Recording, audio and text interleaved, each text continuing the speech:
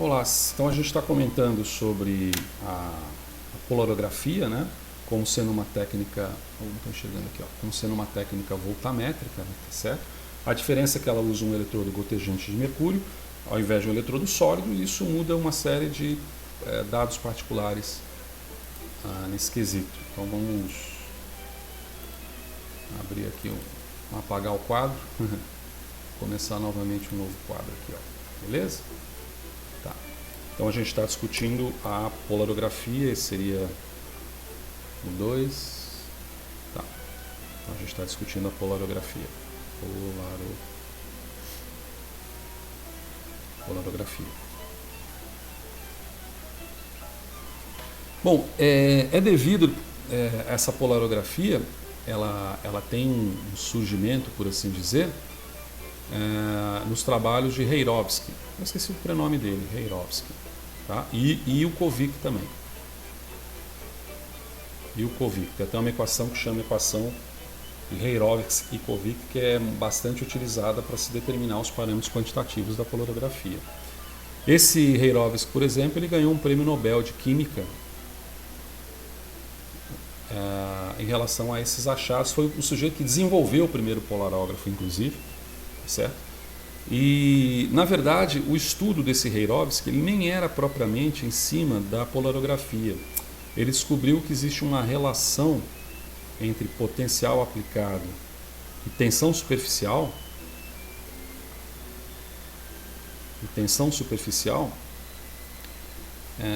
Em cima de um capilar, utilizando o mercúrio gotejante, em que você tem o chamado efeito de eletrocapilaridade, então, ou efeito eletrocapilar.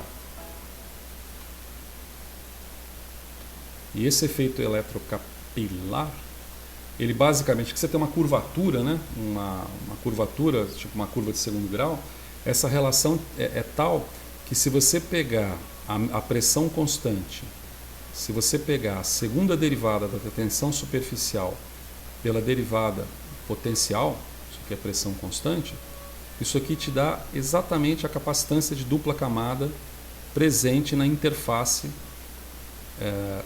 eletrodo-solução, no caso o eletrodo de mercúrio. E esses estudos são bem abrangentes, inclusive dentro da própria polarografia, tá certo?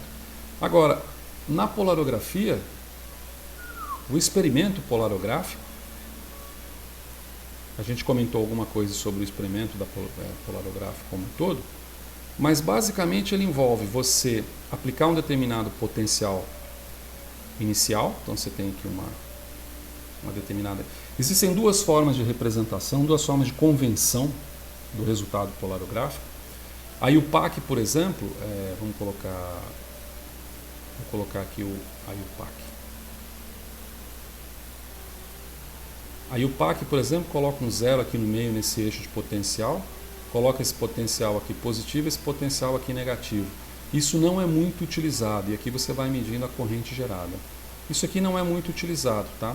O que é mais utilizado, já que se trata de uma eletroquímica catódica por definição, é você aplicar um potencial já sabedor ser um potencial negativo aqui e partir aqui do zero, ou então, como tem uma convenção mais recente, do número em que você inicia o processo, tá bem? Então vamos dizer que você tem aqui um potencial, então aqui você está lendo uma corrente, né? Você tem aqui um potencial inicial, você tem aqui um potencial final e você vai aplicando uma rampa de potencial aqui, tá certo? Você tem aqui um potencial final, um potencial inicial, você aplica uma rampa de potencial, na qual essa rampa de potencial que é definida, essa variação, desculpa, que vai ser definida sobre a corrente. Aliás, perdão, que neném fez uma tremenda de uma caca, peraí. Na verdade, estamos falando de coisas diferentes, né? Aqui você aplica o tempo, aqui você aplica um determinado tempo, você não aplica o tempo, né? Você envolve o tempo. Novamente, deixa eu dar uma apagadinha aqui. E aqui você observa um potencial, aí você tem um potencial inicial aqui e um potencial final aqui, tá bem? Então, esse potencial no tempo, ele vai definir uma variação de potencial no tempo, que é chamada um ni, né? Também é meio confuso essas convenções, né? Porque esse ni, que é a letra grega, parece um V, né? Mas é um N grego, ele pode ser confundido com o número de sítios de ligação em estudos físico-químicos de binding, por exemplo. Mas isso aqui é o chamado scan rate. Tá? Isso aqui é o chamado scan rate.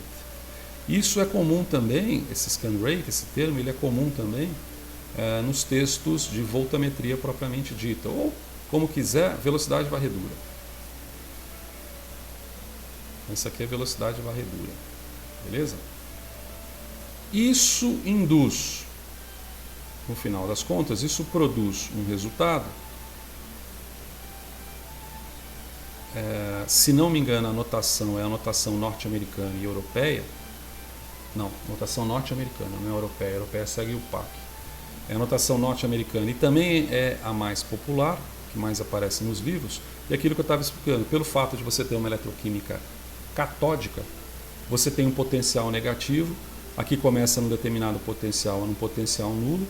Mede-se a corrente aqui e a forma final desse perfil. Vamos começar a colocar cor nesse negócio, né? De tal maneira que o formato desse perfil no final, ficou branco, não gostei não. Estou fazendo verde, agora foi. É de uma curva sigmoidal. Espera aí, deixa eu ver aqui.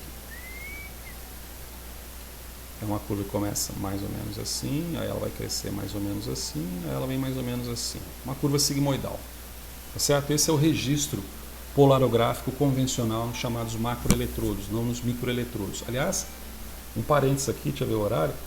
Tudo quanto é perfil gráfico em eletrodo macro, que é aquele eletrodo, por exemplo, de meio centímetro, 1 milímetro, 2 milímetros, menos que isso até, ele normalmente é qualitativamente muito distinto do perfil em microeletrodo e ultramicroeletrodo. A voltametria cíclica, por exemplo, que é muito clássica nos livros de voltametria, a gente vai ver a partir da próxima semana, você tem uma figura que é chamada duck shape, que é muito bonitinha, a figura do patinho, mas quando você usa eletrodo planar convencional, quando você usa microeletrodo, ultramicroeletrodo, aquilo muda, o que significa que os parâmetros também passam a ser buscados de uma outra forma, ainda que sejam os mesmos, eles passam a ser buscados de outra forma. Então, o experimento basicamente é feito desse jeito. Tá? Esse é o resultado que você obtém. E a análise em cima disso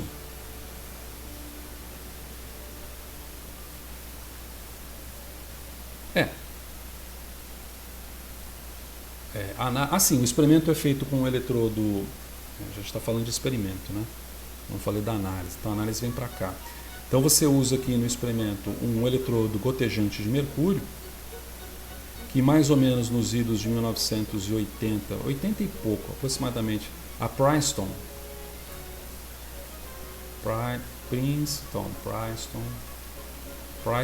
Applied, não estou fazendo propaganda não, tá? Research Company, ela desenvolveu um eletrodo de mercúrio estático, SDME, tá certo? Que depois acabou sendo o HDME. Então esse S é o static e esse H é o hanging. E o resto é drop mercury electrode, tá? Hanging, de segurar. Então, na verdade, o problema surgiu porque o eletrodo de mercúrio, gotejante de mercúrio, ele tinha uma alta variação da área de superfície e os tempos também, os tempos que eles chamam aqui de lifetimes, né?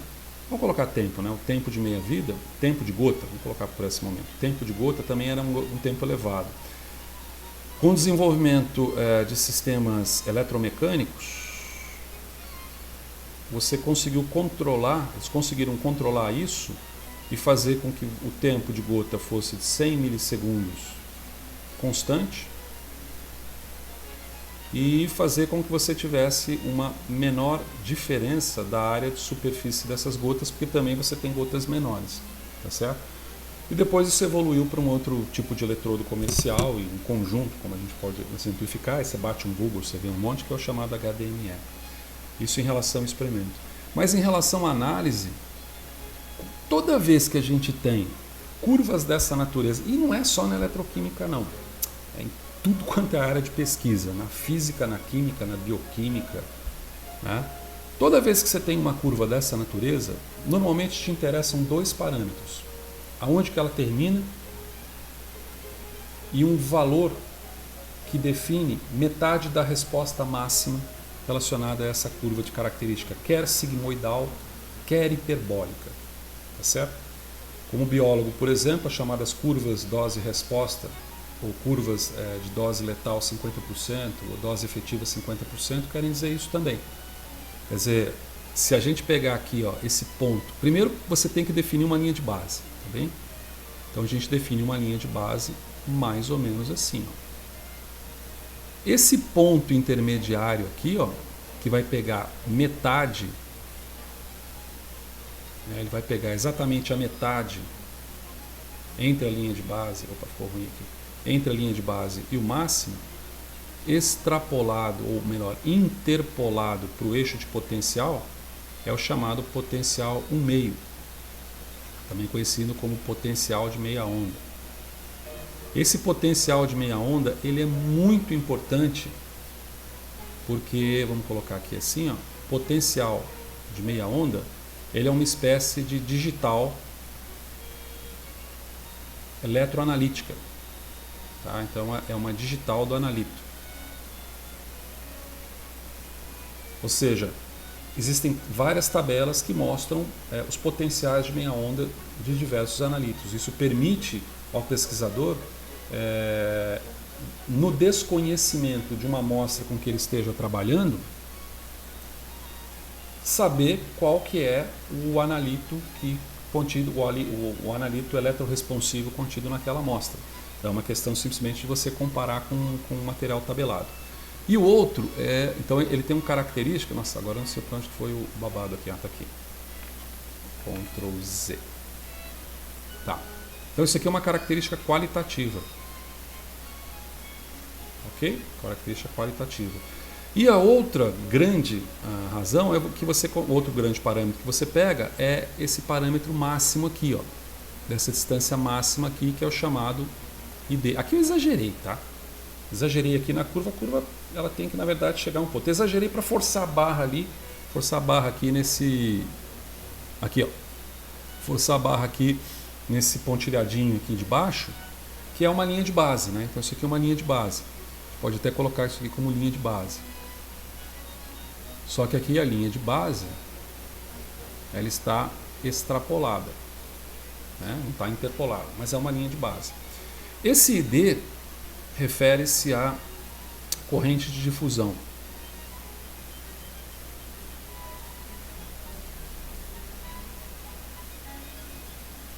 Ah, sim, outra coisa que é importante aqui, além da área de superfície, desculpa, senão eu vou esquecer, e é importante porque caracteriza aqui em relação ao DME, é que você tem nesse estático, que eles conseguiram também, um fluxo. Aliás, não. Na verdade, é um fluxo constante. Tá, tudo bem. Eles aprimoraram o fluxo constante, que já é uma exigência, na verdade, que é uma exigência dos eletrodos de HDME, mas normalmente, não vou dizer normalmente, porque não tem esse conhecimento todo. Grande parte das vezes, esse fluxo constante no DME, no eletrodo do cotejamento simples, é conseguido por gravidade. E ao passo que esse fluxo constante aqui, ele no eletrodo SDME e o HDME, ele é conseguido por um dispositivo valvulado eletromecânico. Então, constâncias e constâncias. Igual você fazer uma cromatografia utilizando uma seringa hipodérmica convencional descartável, você vai ter um fluxo, ou então uma coluna de vidro, e a outra você fazendo um HPLC com uma bomba peristáltica a 0,1 microlitro por minuto, né? Então você tem ideia que é um fluxo constante. Retornando aqui, você tem essa corrente de difusão, que na verdade é uma corrente limite, né? É uma corrente limite do sistema, é o máximo que o sistema vai, é o máximo que a corrente consegue chegar, descontado a linha de base. Essa linha de base, ela tem uma relação, opa, fazer contra a cor aqui. E essa linha de base aqui embaixo, ixi, mas esse sol que está batendo em mim, eu não estou sabendo. Ah, tá aqui, achei. Essa linha de base aqui, ela tem uma correlação direta com, por exemplo, a queda ômica. Certo? Então ela tem uma relação direta com a queda ômica, que é resultante do processo e também de corrente não faradaica. Opa! portanto de corrente não faradaica. Faradaica envolvida no sistema.